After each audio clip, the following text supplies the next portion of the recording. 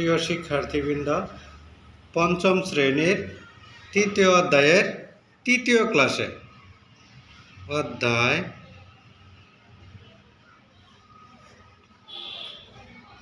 3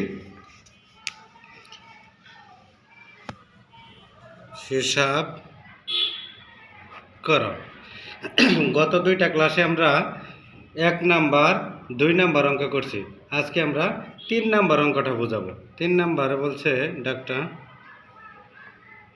300 বিয়োগ প্রথম বন্ধনী 18 গুণন 5 যোগ 45 গুণন 3। হ্যাঁ ডাক, এখন সমাধান। তো ডাকটা আবার লিখি আমরা 300 বিয়োগ প্রথম বন্ধনী 18 গুণন 5 যোগ 45 গুণন এই পাশটা দেখো 3।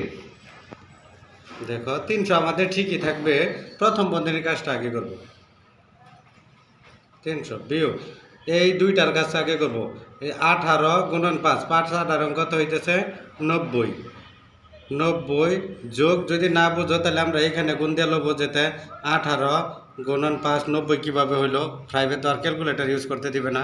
তাহলে 5 8 40 শূন্য হাতে রইল কত 4, 5 5 আর 4 9, এই 90 হইল। মাঝখানে যোগ আছে, যোগ দিয়েছি।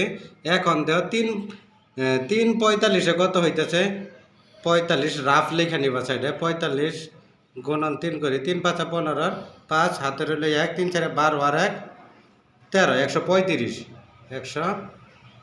135। 300 বিয়োগ এই 90 আর 135 আমরা যদি যোগ করি এখান থেকে দেখো 5 আর 0 তাহলে হইতেছে কত 5, 3 এর 9 আর 3 কত